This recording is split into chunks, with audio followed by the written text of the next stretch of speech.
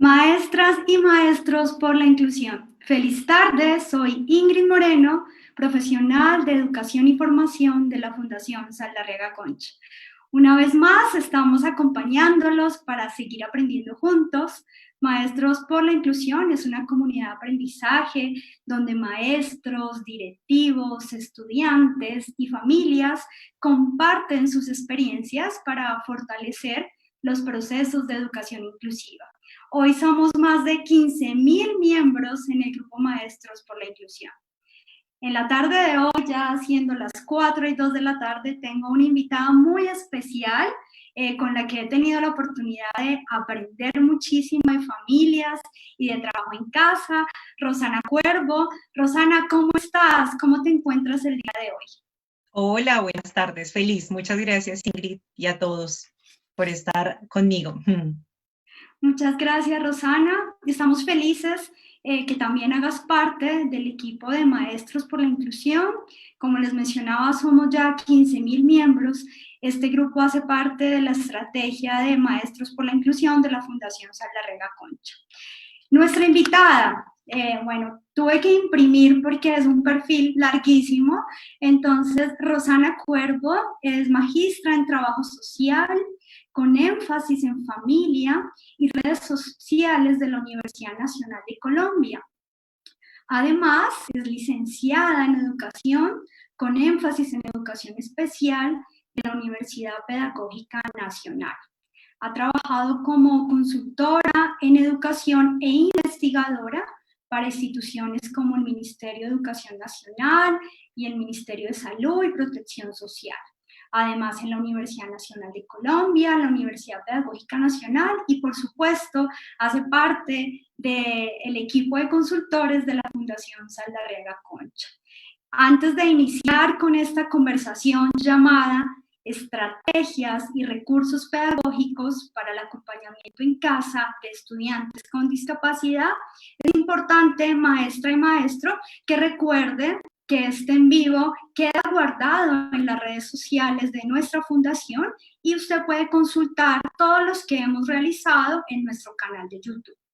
Así que para dar inicio, ya tenemos a 167 maestros que se unen con nosotros a aprender sobre estrategias y recursos pedagógicos. Es clave que todos, antes de iniciar esta conversación, y aquí nuestra experta Rosana nos ayudará a entender. Por favor, Rosana, ayúdanos a contextualizarnos para seguir hablando sobre esas diferencias que hay entre estrategia y recursos, porque hemos escuchado, sobre todo ahora que estamos cuidándonos desde casa, que debemos tener estrategias y recursos para trabajar con estudiantes con y sin discapacidad, pero preparando este encuentro hacíamos esa reflexión. ¿Cuál es esa diferencia entre estrategia y recurso, Rosana? Bueno, Ingrid y comunidad, es una diferencia, aunque se traslapan, se relacionan muchísimo y en nuestro cotidiano vivir como maestros lo utilizamos bastante, digamos como que las reunimos, las mezclamos allí, pero hay una diferencia en el cómo y en el con qué. Entonces, si ustedes van a como a la etimología de las dos palabras, tanto a estrategia como a recurso, hay algo interesante y allí cuál es. Entonces, estrategia es un arte de dirigir, es decir, el arte de dirigir un proceso. Mientras el recurso es el medio o el conjunto de elementos o de herramientas para llegar a ese objetivo específico. Entonces, respondería un poco a qué. Entonces, estrategia es el cómo, pero se diferencia de metodología porque de alguna manera tenemos claro cuál va a ser el propósito o el objetivo pedagógico.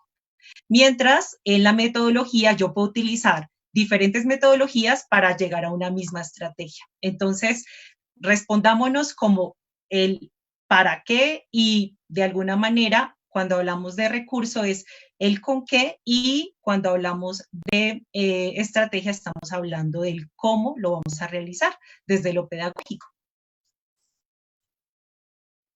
Muchas gracias. Entonces, así, tú por favor me corriges si comprendí bien.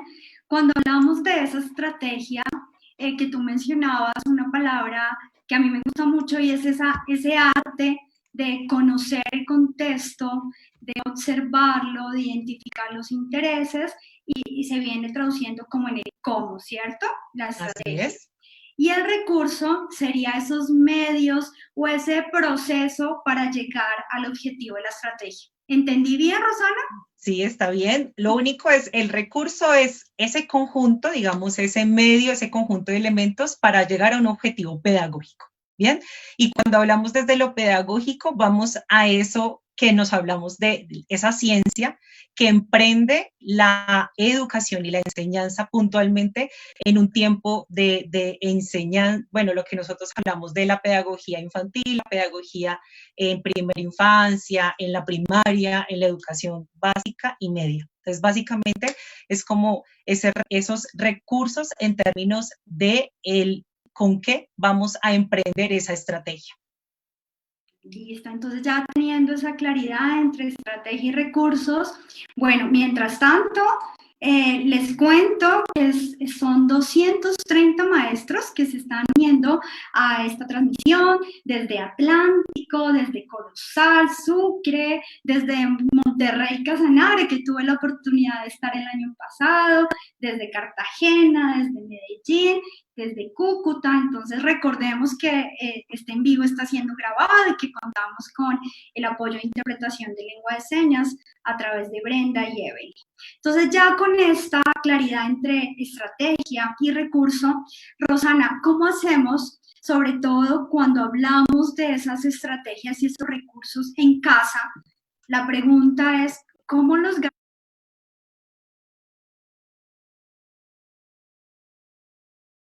efectivos en casa? ¿Tú qué sugerencia nos puedes dar? Bueno, Ingrid, hay algo elemental y fundamental en el marco de la atención a la población estudiantil. Pensémonos en todos los estudiantes. Y es, yo puedo tener excelentes estrategias y excelentes recursos, pero si yo no conozco las características de las familias, es difícil de implementar y tener alto impacto en la atención que yo estoy dando como maestro y que estoy acompañando en el marco de su educación.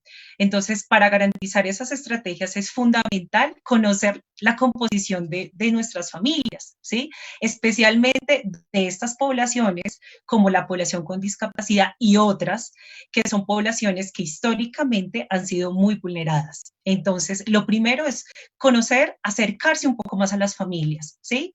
Recordemos que nosotros como maestros, además de que la mayoría, pues, somos formados desde las ciencias humanas y sociales, ¿cierto? Y también desde la salud, es pensarnos que nosotros tenemos que acercarnos a esas estructuras de las familias, ¿sí?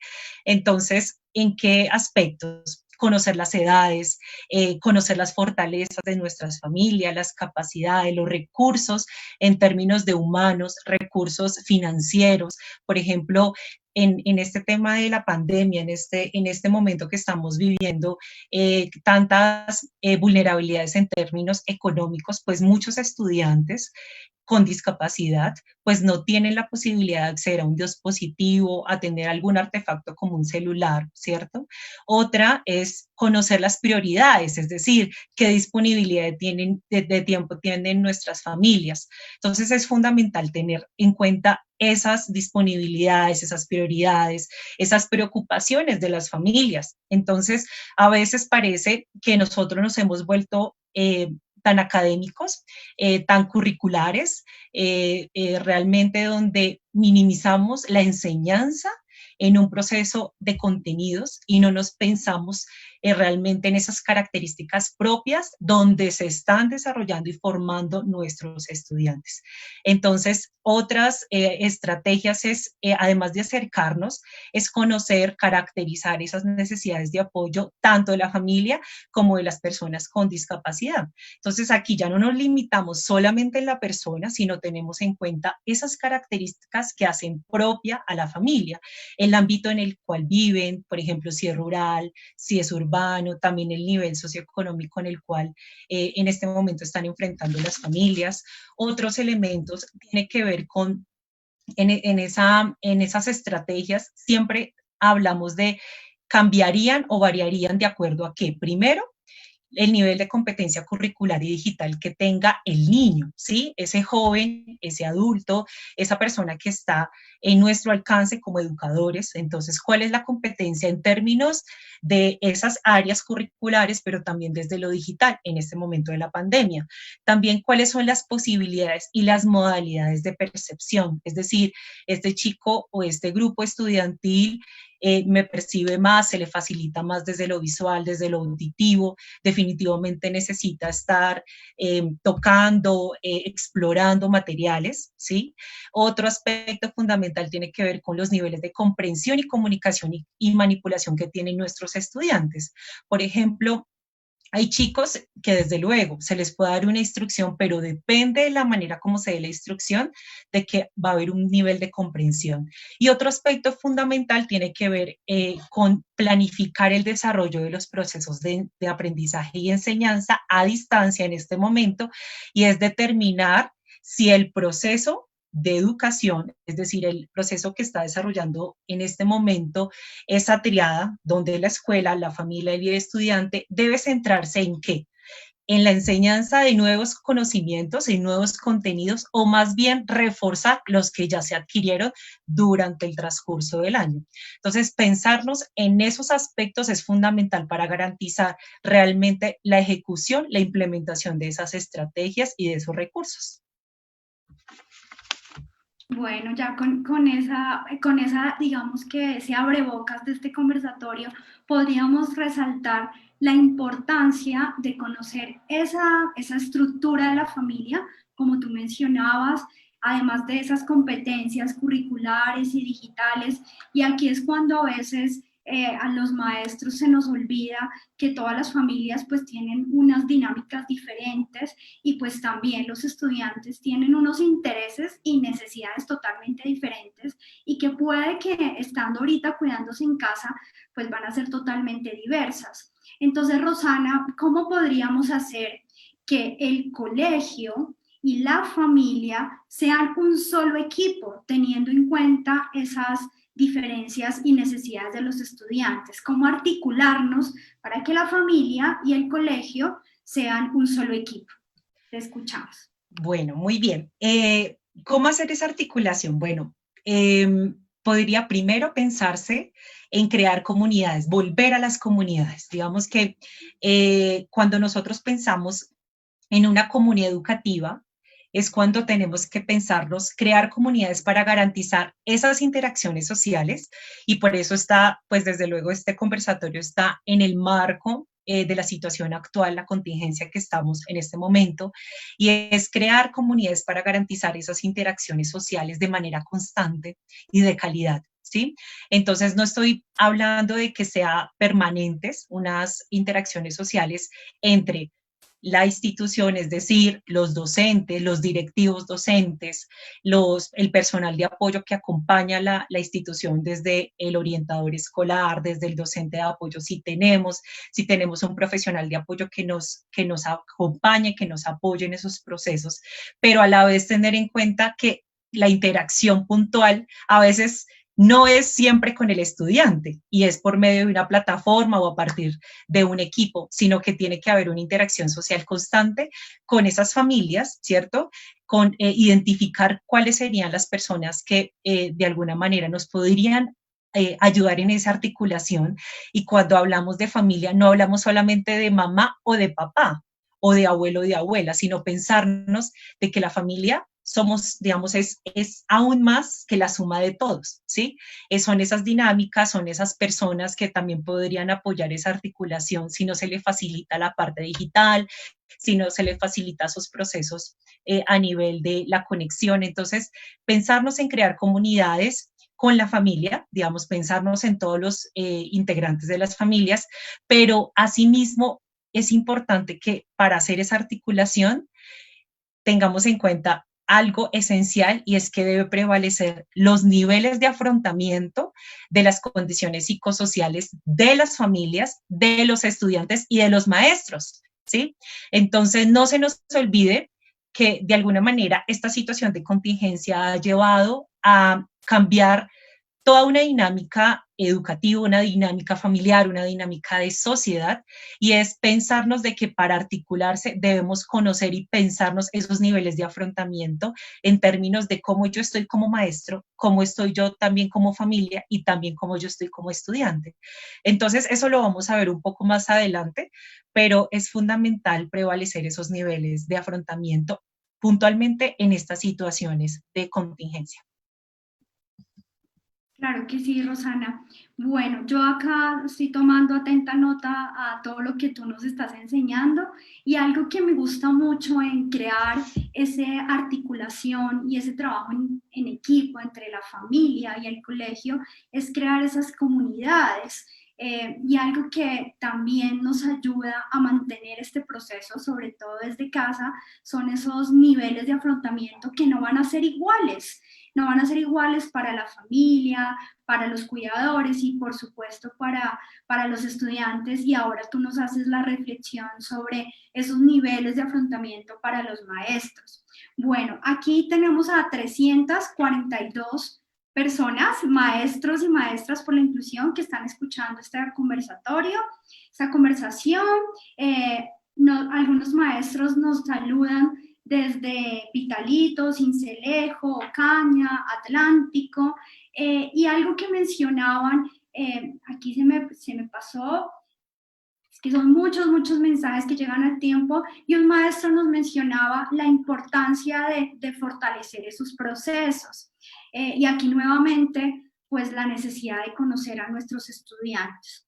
Pero hablando de estas estrategias, porque al final vamos a hablar de esos recursos, Rosana, al tener estudiantes con una discapacidad intelectual, porque a todos nos ha pasado tener esa preocupación, estudiantes con discapacidad intelectual, mental, psicosocial, sensorial o incluso con dificultades para la comprensión, ¿qué estrategias podemos tener en cuenta los maestros para trabajar con esos cuidadores, con esas familias y, por supuesto, atender a nuestros estudiantes? Muy bien. Bueno, Ingrid, es importante, bueno, sí o sí hay que comenzar a trabajar esos temas de caracterización, de valoración pedagógica. Hace poco me contactaban de varias entidades territoriales preguntándome, Rosana, ¿yo cómo voy a hacer una valoración o una caracterización por medio de un computador, por medio de un artefacto como el celular? ¿Cómo hago esos procesos de caracterización? Y es cómo realmente la caracterización de las familias es un primer recurso para realizar esas valoraciones pedagógicas. Entonces, lo primero, y como venía diciendo, es fundamental que antes de pensarnos esas estrategias y esos recursos, tener claro de las características de la familia, del estudiante en términos de sus procesos sociales, sus procesos a nivel del el acceso a algún dispositivo, al acceso a la conectividad, también pues desde luego esas características en términos de la disponibilidad que tiene ese padre para dedicarle a su hijo y demás aspectos. Pero ya yéndonos puntualmente a esas estrategias pedagógicas y recursos también desde lo pedagógico, es clave tener presente siempre los principios y las pautas del diseño universal del aprendizaje. Ya la fundación anteriormente había hecho un tipo de encuentro así, ustedes lo pueden buscar también, que tiene que ver con efectivamente esos principios del diseño universal del aprendizaje y articulado a las diferentes tecnologías de la información y la comunicación. Entonces, tener siempre presente que para crear, diseñar y evaluar estrategias y recursos pedagógicos, tenga en cuenta los tres principios. Lo primero, que usted le ofrezca a estos estudiantes, a esas familias, múltiples formas de presentar la información. Bien, y ahorita vamos a hablar un poco sobre eso. Múltiples formas, también de la posibilidad de que el estudiante se exprese de otras formas, que no es solamente desde lo verbal, sino que desde la conectividad, desde los artefactos digitales, da la posibilidad que se expresen de otras maneras. Pero lo más importante, que es el tercer principio, pero en sí es el más relevante, y es de múltiples formas de motivar y realmente que el estudiante se involucre en su propio proceso de aprendizaje. Entonces, ese es fundamental, ese es el que abarca todas las estrategias y recursos si lo estamos pensando desde la atención a las poblaciones para todos. Bien. Otro aspecto fundamental es cerciorarse de la conectividad de los dispositivos, pero además de las ayudas y los apoyos diferenciales que requieren nuestros estudiantes. Entonces, voy al caso de un estudiante con una discapacidad auditiva, puede ser una ceguera, que es un estudiante que tiene un computador, puede tener celular, pero no maneja el teclado. Y si vemos los lectores de pantalla, pues la población requiere la utilización del teclado. Entonces es fundamental que además de cerciorarnos de la conectividad de los dispositivos, es que ayudas y apoyos diferenciales requiere estos estudiantes para acceder a esta conectividad. Otro aspecto fundamental es mantener un canal de comunicación con la familia, con miembros de la familia, con algún integrante, con el estudiante, de manera directa, es decir, cómo lo podemos hacer por el computador, por el teléfono, a través de cartas, de comunicados. Entonces, mirar cuál va a ser el canal de comunicación más importante o prioritario. Y desde luego, ¿para qué? Para acceder a la información, es decir, el estudiante cómo va a acceder a la información, cómo nos vamos a apoyar, porque esto es un tema de corresponsabilidad y es cómo vamos a elaborar ese material, por ejemplo, la población con discapacidad que requiere materiales concretos, materiales manipulativos, cómo lo va a lograr hacer. Entonces es fundamental en el marco de la corresponsabilidad es pensarnos en esos canales de comunicación.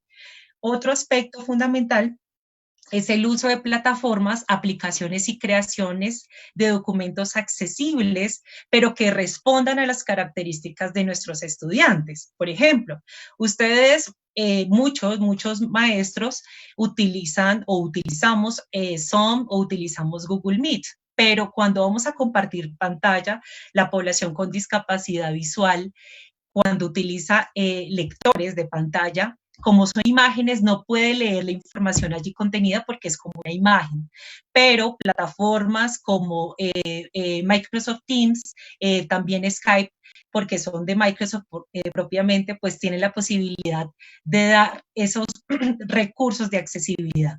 Entonces, es fundamental eso, que realmente se acoplen a la población con discapacidad y que la población con discapacidad no sea quien se tenga que acoplar a este tema de plataformas y aplicaciones. También es fundamental las ayudas visuales, ejemplos permanentes, pero cuando estemos utilizando esas ayudas visuales, pensemos lo que es un apoyo para nosotros. No es que digamos, miren esta ecuación, miren este cuento, miren esta gráfica, no. Tenemos que verbalizar esa información visual porque es permanente esa información que debemos dar. Y recuerden el principio número 1, proporcione múltiples formas de percibir la información. Otro aspecto es proponga diversas formas de participación, por ejemplo, el verbal, el chat, el audio, a través de aplicaciones.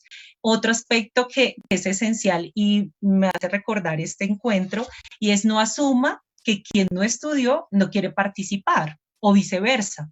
Recordemos que los estudiantes, no todos tienen esa posibilidad o fluidez verbal para poder decir o participar constantemente en una interacción a través de un dispositivo.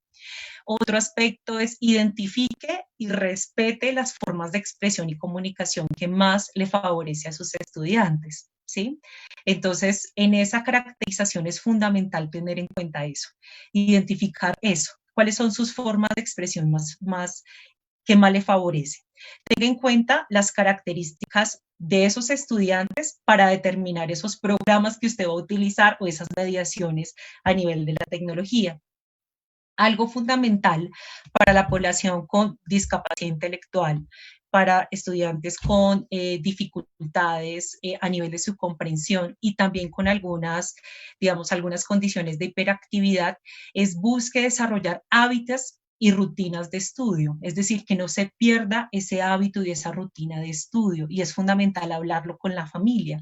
Entonces, si él estaba acostumbrado a trabajar de tal a tal hora, a estudiar de tal a tal hora, a levantarse, a acostarse, es fundamental que mantengamos, pero también desarrollamos hábitos y rutinas de estudio.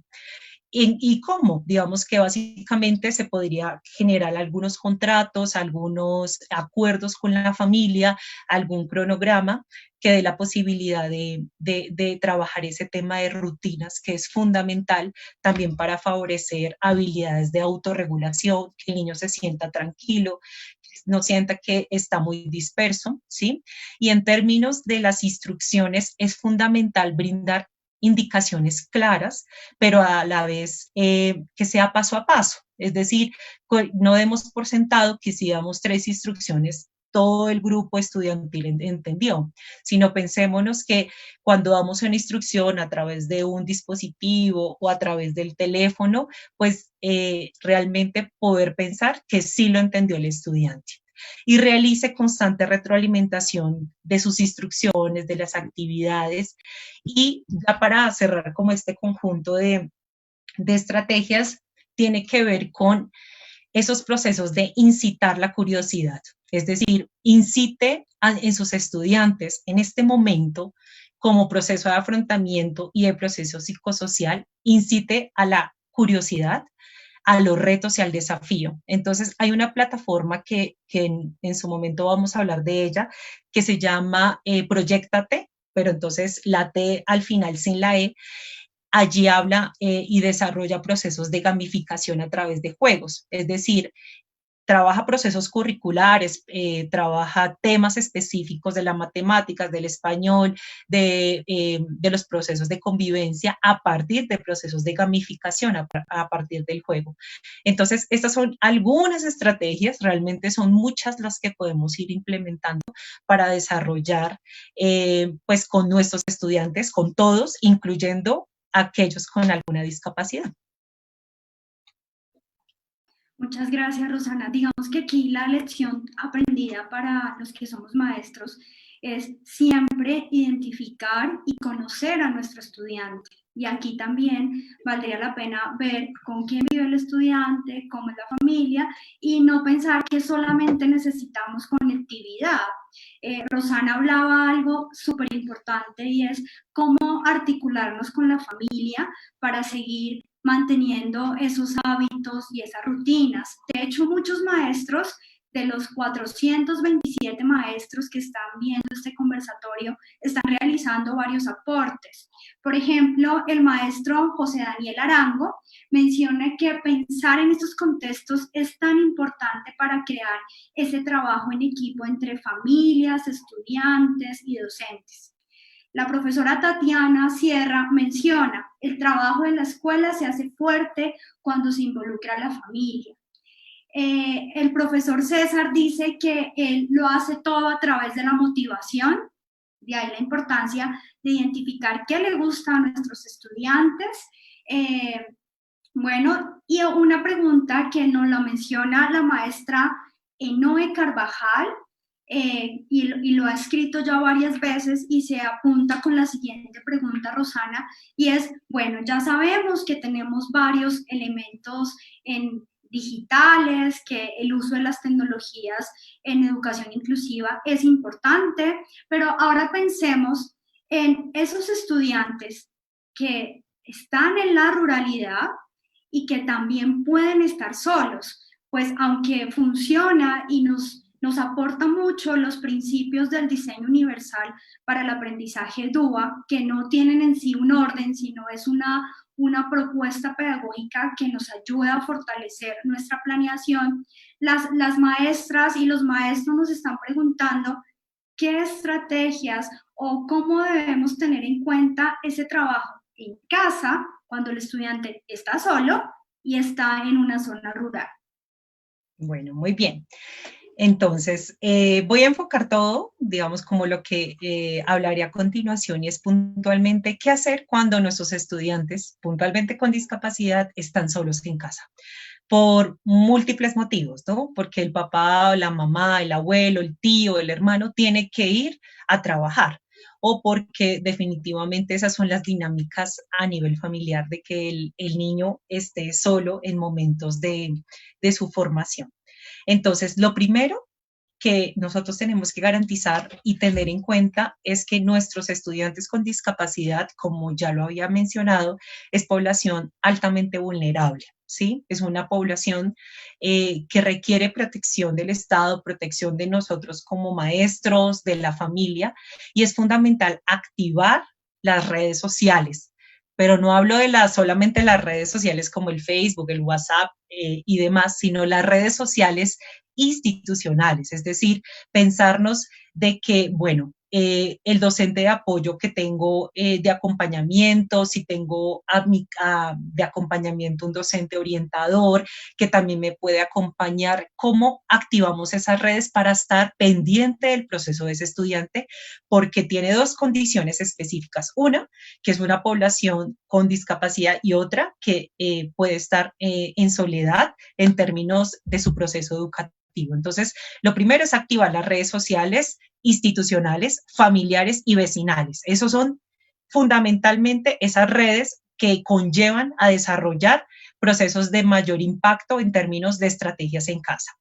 Otro aspecto es que con la familia, ¿cierto? Previamente, que puede ser en una tarde, en una noche. Bueno, ahí nos toca ser un poco flexibles cognitivamente, y en nuestros tiempos como maestros es también establecer una rutina de tiempos y actividades en corresponsabilidad con la familia, hablándoles, pues desde luego, hablándoles de las implicaciones que tiene de estar solo el estudiante, y más cuando tiene digamos, una discapacidad. Entonces, allí es fundamental hacer contratos didácticos con las familias y los estudiantes cuando ellos están solos, ¿sí? Entonces, en términos de que, por ejemplo, en sus actividades, a la hora de comer, los espacios, por ejemplo, de ocio, de recreación, cómo hacerlos. Nosotros somos mediadores de los procesos. Entonces, es fundamental tener en cuenta esos contratos didácticos para establecer el trabajo con familia. Otro aspecto importante en términos de estos estudiantes que están solos en casa es establecer las reglas para el aprendizaje a distancia. Entonces, depende de esa metodología que usted esté desarrollando, ya sea con guías, ya sea a nivel de comunicación sincrónica, como lo estamos haciendo en este momento con ustedes, pero por otro lado, que puede ser una comunicación más asincrónica, es decir, en la tarde, en la noche, cuando la persona puede apoyar a ese estudiante. Entonces, tenga en cuenta esas reglas de aprendizaje para definir cómo va a ser la comunicación. Otro aspecto tiene que ver importante, y es los tiempos en función de las aptitudes de autorregulación de los estudiantes. ¿Eso qué es? Por ejemplo, la ONU, a comienzos de este año, cuando inició pues toda esta contingencia, indicaba puntualmente que nosotros, desde nuestro currículo como institución y como sistema educativo, debemos ajustarnos a esos tiempos de autorregulación y puntualmente tener en cuenta esta población que está sola en casa. Entonces, lo primero es que estos procesos de autorregulación tienen que ver con los tiempos que yo desarrolle esa unidad de aprendizaje. Entonces, yo hago una actividad y para niños pequeños se estipula, según la ONU y según varias investigaciones, que esa unidad de aprendizaje debe contener 20 minutos de desarrollo total, es decir, que la unidad de aprendizaje no varíe entre media hora y una hora, sino que sea de 20 minutos para niños pequeños, ya de 40 minutos para jóvenes o adolescentes. Entonces, pensarnos de que estos niños solos, pues desde luego tienen mayor probabilidad de dispersión, de buscar otras opciones que posiblemente les sean más motivantes para aprender. Entonces, es muy importante, profes, y es que tengamos en cuenta los tiempos, esas reglas para el aprendizaje a distancia que disponemos para que realmente podamos desarrollar el proceso de aprendizaje de la mejor manera, y desde luego desarrollar una metodología donde promovamos las preguntas, digamos, siempre constantemente la pregunta, identificar, por ejemplo, este niño que está solo, ¿qué estás haciendo? Respóndeme, miremos la posibilidad de buscar otras opciones de trabajo en equipo. Otro aspecto importante es proponer actividades y facilitar herramientas para ese trabajo colaborativo. Entonces, hay niños que están solos en la casa todo el día. Entonces, si vamos a dejar alguna actividad en casa, pues que sea esa manera, que ojalá se pueda desarrollar un trabajo colaborativo y ojalá, pues si tenemos ayuda de estos dispositivos, pues genial. Si no, es importante definir esos contratos didácticos, por ejemplo, con relación a la pregunta que está haciendo la profe, qué hacer con estos niños que están en la ruralidad y también que están de alguna manera solos en su casa. Entonces es definir los contratos, esos contratos didácticos con las familias, con los estudiantes para esos encuentros que pueden ser sincrónicos o asincrónicos, que puede ser a través de un teléfono, puede ser a través de una guía, puede ser el encuentro un día a la semana, por ejemplo, en Antioquia, en un municipio pues lejano digamos, como al interior de Medellín. Lo que están haciendo, por ejemplo, es solamente una vez a la semana, pues puede bajar un familiar a recoger las guías. Entonces, en la guía generalmente se le da una explicación concisa al estudiante, pero a la vez se le explica a las familias. ¿Por qué? Porque a veces lo que sucede es que se le entrega la guía al familiar o al cuidador, porque en este momento pues hablamos de familias y cuidadores, y no se tiene en cuenta que también hay posibilidad de explicarle a los papás de otras maneras para que de alguna manera esas dos posibilidades de entregar la información, tanto lo que pueda darle los padres de familia como las guías, pues desde luego le da la posibilidad al estudiante de sentirse más seguro a la hora de hacer sus actividades. Entonces, realmente hay muchas estrategias y es bien bonito cuando se crean este tema de comunidades, cuando se comienzan a mirar otras opciones del aprendizaje. Por ejemplo, en el Chocó, en este momento están desarrollando las actividades a través de la radio, ¿no? Entonces, esas actividades de la radio donde se hacen en horas donde las familias pueden estar con sus hijos, que es más o menos entre las 5 y las 7 de la noche. Entonces, depende del contexto, por eso lo hablábamos un poco del contexto, y depende de las herramientas y de la disponibilidad y disposición que tengamos como maestros en términos de esta coyuntura que nos aqueja a todos. Muchas gracias, Rosana, por esa información. Creo que nos quedó claro, no creo, estoy segura que nos quedó claro que cuando hablamos de estrategias y recursos, no solamente hacemos énfasis en esa conectividad, sino que al conocer ese contexto, al conocer los intereses de los estudiantes, pues podemos hacer esos contratos de aprendizaje. Rosana los mencionaba como contratos didácticos, vienen también unos acuerdos para el aprendizaje a distancia.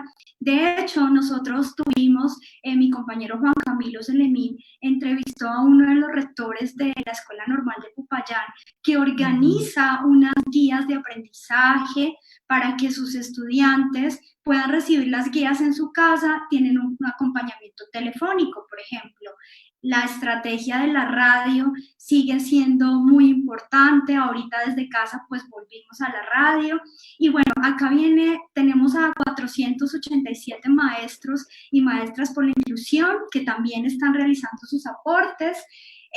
Por ejemplo, el maestro Jorge Luis menciona que es importante pues tener en cuenta una estrategia con el grupo de estudiantes.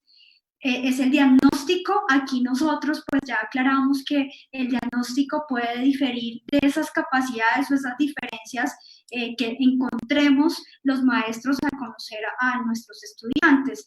El diagnóstico, digamos que sería importante para ese proceso que hace la familia, pero para nosotros como maestros, pues la importancia de conocer las capacidades y habilidades de nuestros estudiantes. La profesora Dora Manjarres de la Universidad Pedagógica Nacional nos dice que existen diferentes recursos naturales, digitales, o sea, vuelve y juega. El diseño universal para el aprendizaje DUA nos invita también a aprovechar esos recursos naturales.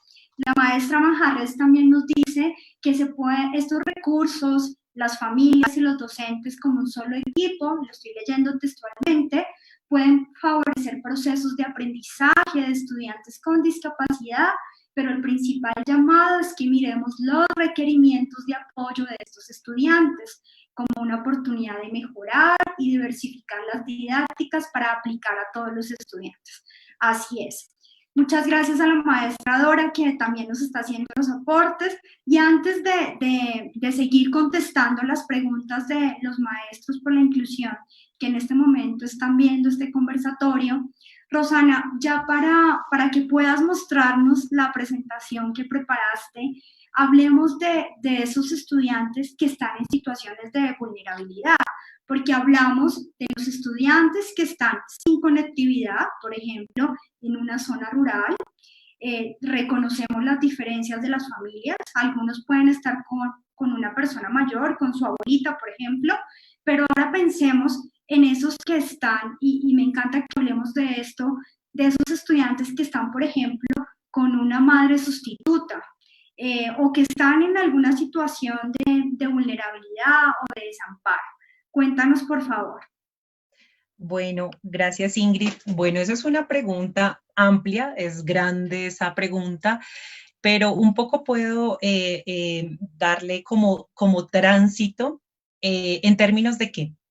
Probablemente se me facilite más en este momento pensar en población, estudiantes con discapacidad que están en proceso de restablecimiento de sus derechos. Entonces, por múltiples factores, que puede ser por maltrato, por vulnerabilidad, por trabajo infantil, por situación de calle, por desnutrición, ¿no?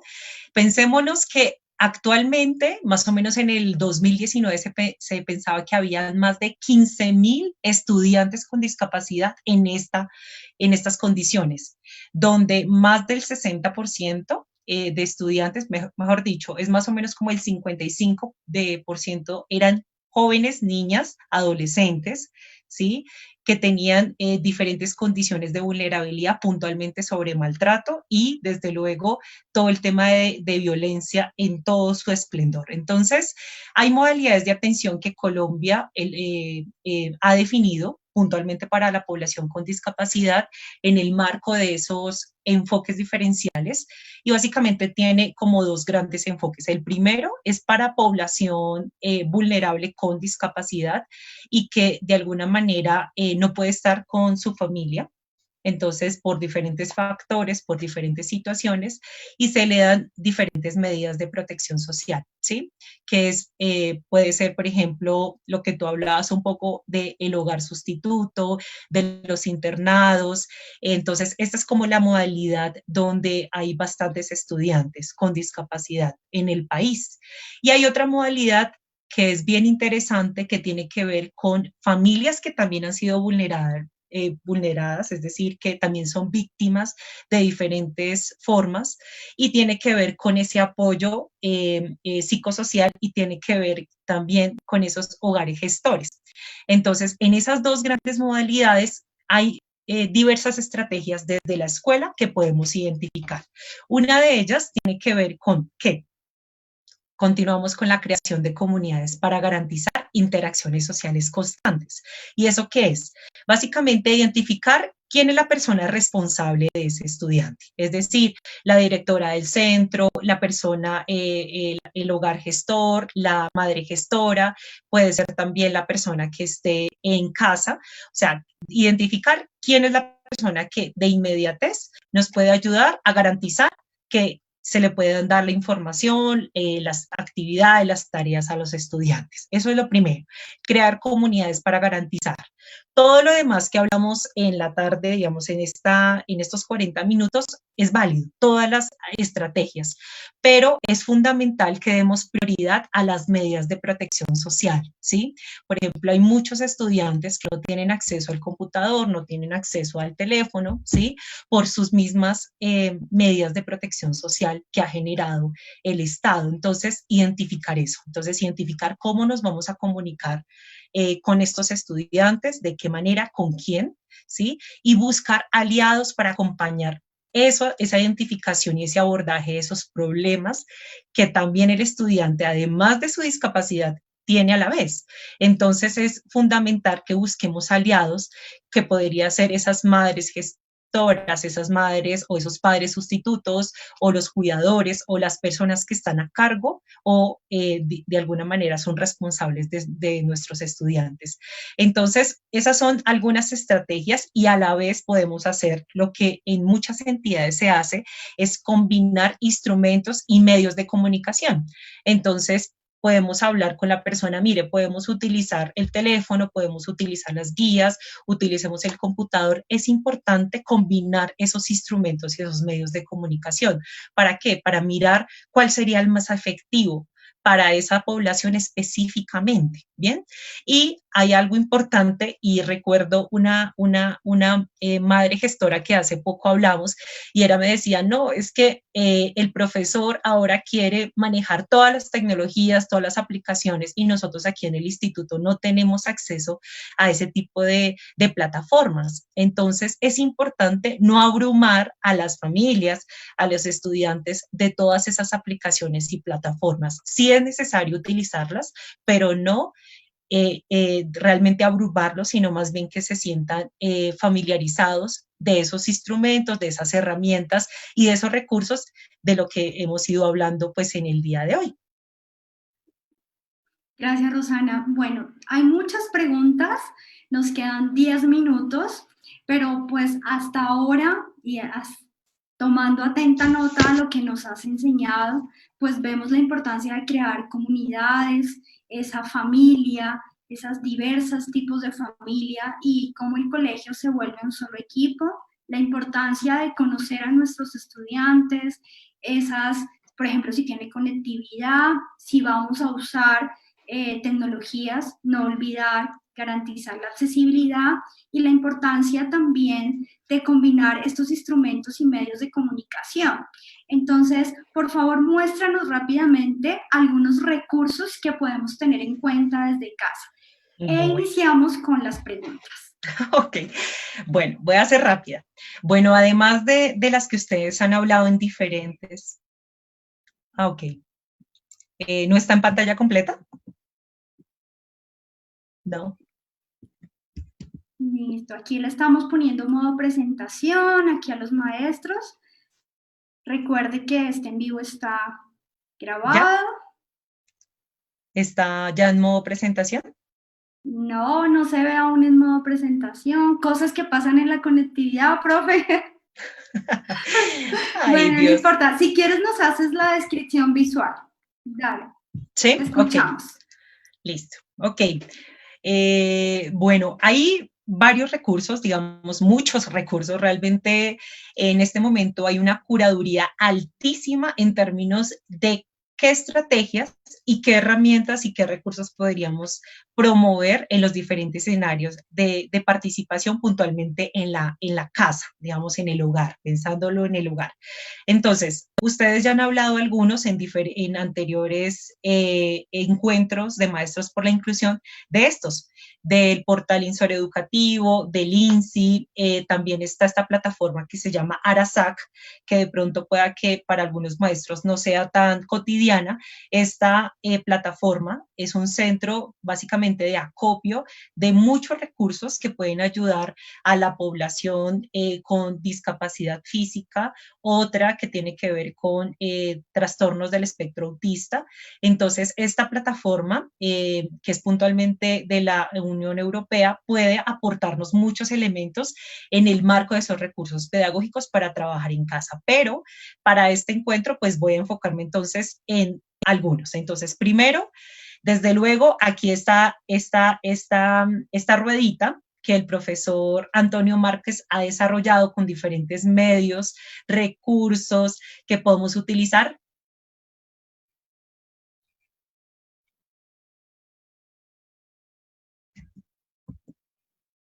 ¿No están viendo? Ok, no, porque... no podemos ver, algo que nos pasó con la conectividad, maestros, pero entonces si quieres, Rosana, nos cuentas de la rueda DUA que nos estabas explicando. Ok, bueno, entonces, aquí, en su momento, pues ojalá quien la pueda percibir, pues de alguna manera esta rueda del diseño universal del aprendizaje tiene múltiples recursos que se han ido actualizando a medida de que cada vez pues salen mayor acopio de información, mayores formas de presentar la información, de expresión, también de promover el compromiso de los estudiantes. Entonces, eso es un recurso fundamental en el marco de estos recursos pedagógicos y ustedes pueden buscarlo así, Rueda DUA del profesor Antonio Márquez. Entonces, ese podría ser otro. Otro, digamos que hay unos materiales, hay uno que se llama Aprende en Casa, que ustedes pueden buscarlo en Aprender Digital, que es del Gobierno Nacional, y hay un vínculo que se llama Aprende en Casa, donde hay múltiples estrategias de aprendizaje, puntualmente para docentes, directivos, pero desde luego que se pueden implementar con familias, con cuidadores, para trabajar con todos los niños y niñas. Hay una colección que quiero contarles un poco y es que hay una colección que se llama Cómo pasar tiempo en familia, de calidad de familia. Esa colección tiene de alguna manera, como tres materiales, tipos de materiales. Uno que se llama Retos para Gigantes, que es un material que se puede utilizar en casa, que está semana a semana para trabajar con grados desde preescolar hasta quinto de primaria. Hay otro que se llama Llegan las cartas, que son preguntas frecuentes sobre los aconteceres de las familias, que es como un preguntario que se le hace a los niños con las familias, que tiene que ver puntualmente, permíteme un segundo que me están pidiendo de aprobar algo, a ver si se ve mejor.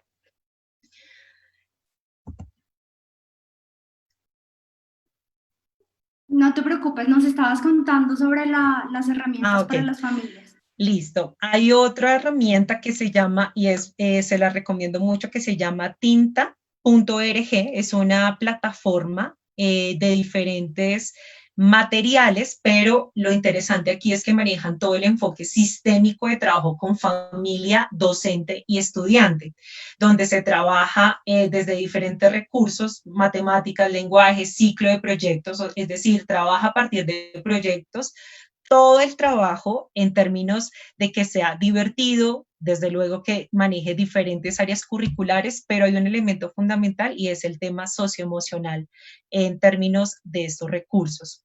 Hay otra que pues miraríamos cómo hacemos llegar pues esta presentación y tiene que ver con una plataforma que se llama La Aldea, Historias para Estar en Casa, que habla puntualmente cómo trabajar el tema de la contingencia con familias y con estudiantes a la vez. Otro que es fundamental y cuando yo les decía, bueno, pensémonos en los procesos sociales de los estudiantes y hay unos recursos bien interesantes que los pueden buscar también allí en la plataforma de Aprender en Casa, que se llama Emociones para la Vida, que se llama Programa de Educación Socioemocional, Emociones para la Vida. Así lo pueden buscar, que es del Ministerio de Educación, que es desde preescolar hasta quinto de primaria, cómo trabajar todo este tema de emociones en casa. Y también está para grados de bachillerato, que se llama Paso a Paso, Programa de Educación Socioemocional. Entonces, hay diversas herramientas y realmente muchos recursos que se pueden utilizar. Y ya con esto más o menos voy cerrando. Y hay un documento generado en el marco de un convenio 2018 más o menos, que se llama Orientaciones Técnicas, Alianza Familia y Escuela por el Desarrollo Integral de Niños, Niñas y Adolescentes. Este trae unas orientaciones técnicas y tiene unos anexos. Estos anexos son bien interesantes porque nos da la posibilidad de caracterizar las familias. Recuerdan que yo les decía, bueno, y la importancia de la valoración, de las características de la familia. Entonces, allí puede ser un recurso importante para poder caracterizar esas condiciones de las familias, sus estructuras, sus dinámicas, y pues está articulado con los procesos educativos. Entonces, es bien interesante estas orientaciones técnicas que ustedes también lo pueden buscar allí en el Ministerio de Educación, en el portal de Colombia Aprende. Y finalmente, hay un documento que es uno de los documentos que más me gusta como recurso, y son las orientaciones generales para la escuela y la familia en la atención educativa de estudiantes con capacidades y talentos excepcionales. ¿Por qué lo traigo a colación? Y es que generalmente nos vamos hacia la discapacidad, pero no nos tenemos en cuenta que la discapacidad realmente tiene múltiples posibilidades de pensarnos desde sus capacidades y sus talentos. Entonces, estas orientaciones traen una serie de actividades para trabajar en casa, cómo desarrollar el talento de todos nuestros estudiantes, de todos nuestros hijos, de las personas que estamos a cargo de personas específicamente con discapacidad o sin discapacidad, realmente cómo pensarnos en el desarrollo de sus talentos en casa. Entonces, este documento de orientaciones generales para la escuela y la familia se los recomiendo mucho. Es un documento que salió, es reciente, más o menos 2017-2018, y allí trae una serie de actividades para potenciar el talento en casa. Entonces, ya con eso ya cerraría el tema de recursos. Vale, muchas gracias, Rosana. Nos queda muy poco tiempo. A los maestros que nos están escribiendo por las herramientas, porque a los profes nos gusta tener para tomar nota, no se preocupen, la presentación que preparó Rosana y que por conectividad no pudimos presentar en este momento será compartida aquí en el grupo Maestros por la Inclusión. Hay una pregunta, Rosana. Tenemos 482 maestras y maestros, ya para ir cerrando. Digamos que recordemos que primordial usar los principios, tener en cuenta los principios del diseño universal para el aprendizaje, conocer a las familias, a los estudiantes. Y la profe Marley Estela Otero, ella pregunta, en el caso de un niño con autismo, ¿cómo apoyar a la familia si el estudiante no quiere trabajar las actividades porque maneja la rutina de las clases en la escuela? Entonces, ¿cómo podríamos trabajar con este niño? Bueno, muy bien. Me gusta esa pregunta. Muchas gracias. Bueno, el tema del autismo es bien interesante, y ustedes saben que algunos de nuestros chicos con autismo son un poco inflexibles en las rutinas, es decir, se acoplaron a ese tema de las rutinas, y desde luego cambiar esa flexibilidad a otra rutina es compleja, pero es todo un proceso pedagógico. Entonces, en el marco de esas estrategias, primero es manejar procesos de anticipación. Entonces, a través de pictogramas, a través de dibujos, ustedes los pueden hacer, por ejemplo, dependiendo de la edad del niño o del joven o del adulto, pues ustedes deben pensarse diferentes estrategias. Por ejemplo, hay unos cuentos y también hay unas herramientas que se llama Cómo aprender acerca del COVID. Y las implicaciones que tiene, y una de ellas es estar en casa. Entonces, es interesante pensarnos en diferentes estrategias como cajitas de anticipación, la utilización de pictogramas, la utilización de material gráfico para anticipar cuáles son los cambios y por qué debemos estar aquí. Entonces, es un tema de flexibilidad que tenemos que ir trabajando en este caso de este estudiante. Gracias, Rosana. Bueno, tenemos otra pregunta de la profesora, un segundo, la profesora Flor Marina Torres nos pregunta, ¿qué herramientas están manejando para identificar los intereses por competencias? Ok, bueno, me imagino que puede ser más como caracterización por competencias, me imagino que en casa. Y hace poco hubo una reunión sobre todo el tema de modelo por competencias. Entonces se hablaba cómo evaluar, cómo caracterizar esas competencias, y es fundamental en este ámbito de la discapacidad que las competencias sean sí o sí, ojalá, las mismas competencias que se estén planteando para todo el grupo. Es decir, si yo tengo unas competencias específicas para mi grado quinto, para mi grado octavo, ojalá no varíen en términos de mis poblaciones, que entre ellas puede ser la población con discapacidad. pero si es necesario hacer un ajuste en términos de la competencia, allí entraría los procesos de flexibilidad curricular. Entonces yo invitaría a la profe Flor Marina, que me alegra escuchar el nombre, y es básicamente que busque en el Ministerio de Educación Nacional, allí hay un foro de competencias que se hizo la semana pasada, o sino que de pronto nos pueda escribir en un correíto y yo le puedo enviar la información sobre las formas de caracterización de competencias, pero pensándolo en todos. Ya si es necesario hacer algún ajuste en términos de esas competencias para la población con discapacidad, pues ¿dónde deben estar establecidos? En su plan individual de ajustes razonables. Entonces, eso es muy importante que lo tengamos en cuenta. Bueno, ya para terminar, estoy leyendo los mensajes de los maestros. Tenemos 458 en este momento para ya terminar. La profesora, la maestra Fulvia Cedeño, nos dice que todos los que estamos aquí pues somos familias. Entonces también la reflexión es cómo lo vamos a hacer, cómo lo estamos haciendo, cómo nos estamos articulando con los colegios, con los maestros. Hay una profe que fue una de las primeras que realizó la pregunta, la siguiente pregunta, la profesora Juni Torres, y es cómo establecer una comunicación cuando la familia no sabe leer y escribir, o cuando tiene dificultades para comprender lo que debe hacer con su hijo en casa. Muy bien, bueno, ese es el reto, Ingrid y Julie, y es cuando caracterizamos, damos la posibilidad de buscar otras estrategias. Entonces, una estrategia clave en todo este proceso de trabajo con familias es acercarse a las formas de comprensión de estas familias. Si estas familias habitan en un espacio, habitan en una comunidad, tienen una forma de expresión, ¿sí? Entonces, es fundamental reconocer esas formas de cómo yo puedo entender estas familias, cómo me pueden comprender lo que yo le estoy diciendo como maestro, o si no, es importante trabajar en equipo, trabajar a través de redes, y muy interesante lo que nos cuenta la profe Fulvia, y es, bueno, si la familia no comprende tan fácil, probablemente no habrá otro integrante de la familia que sí lo haga, entonces es pensarnos en múltiples opciones para pensarnos otras maneras de expresión con familia y la escuela.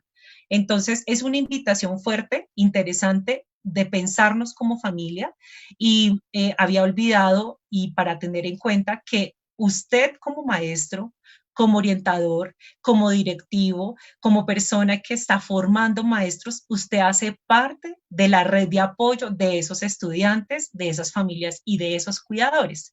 Entonces, es una labor de conciencia social y es una labor de conciencia colectiva que tenemos que ir implementando en el marco de la educación inclusiva. Muchas gracias, Rosana. Pues ya estamos terminando.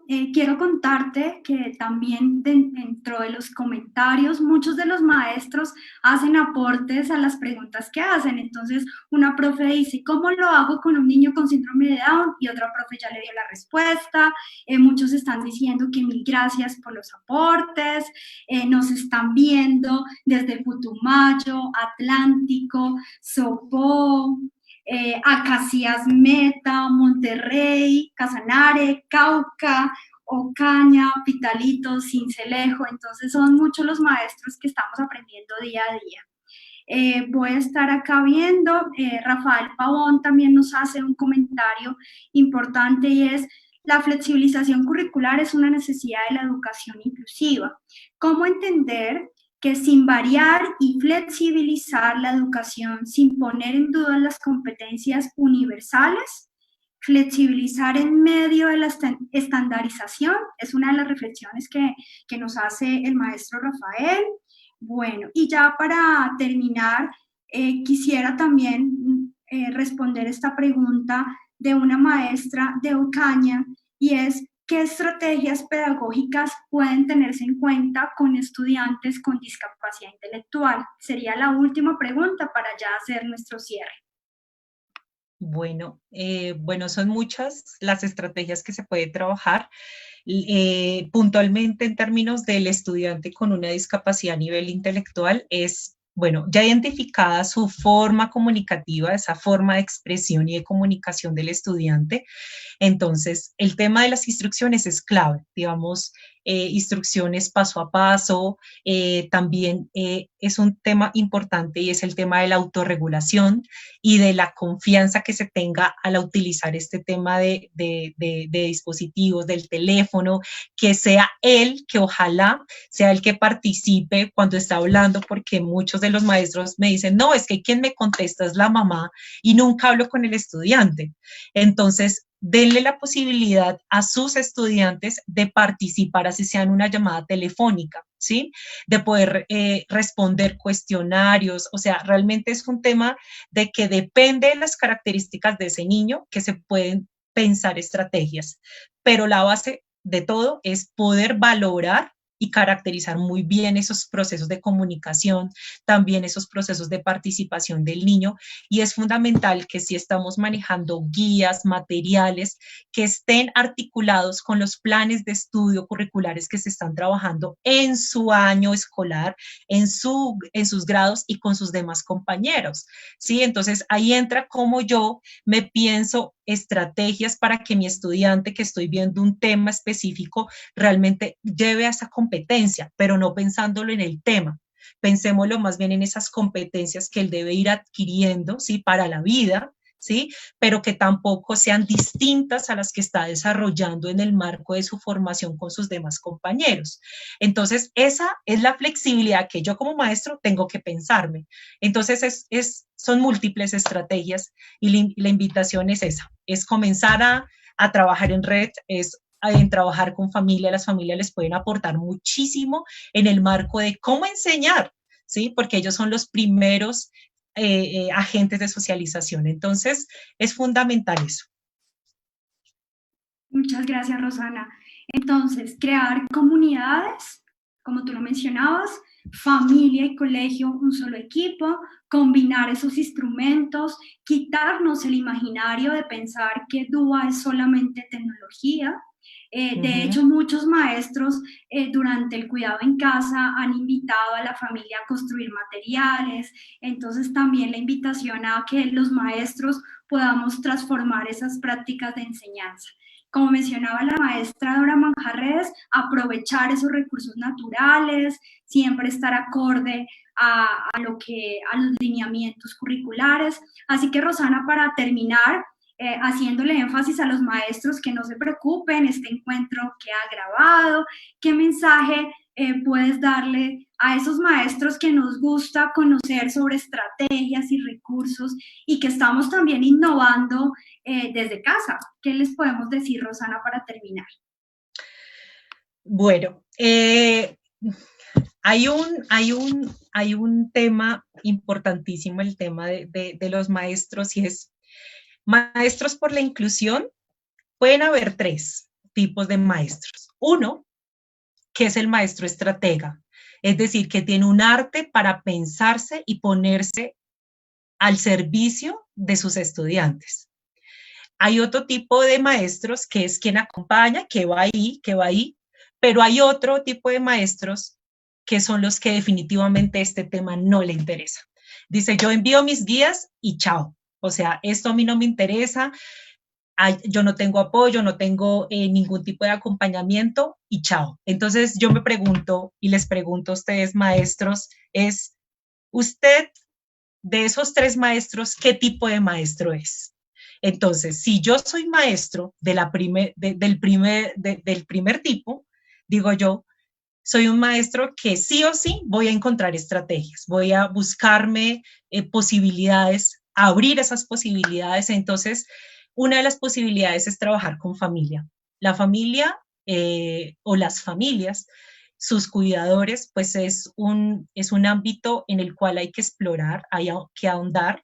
Yo como docente y pues desde luego desde mi preocupación por las familias es pensarnos que las familias son tan diversas, complejas como nosotros mismos lo somos, pero que realmente es posible trabajar en familias si yo soy un profesor que realmente quiero llevar consigo a esos, digamos, a esos estudiantes a poderlo llevar a un proyecto de vida, a desarrollar todas sus potencialidades. Entonces, para que lo tengan en cuenta, y es, yo soy una estratega de vida, manejo el arte de la pedagogía, manejo el arte de la educación, y pues eso da la posibilidad de trabajar infinitas maneras con estudiantes, familias y con sus cuidadores.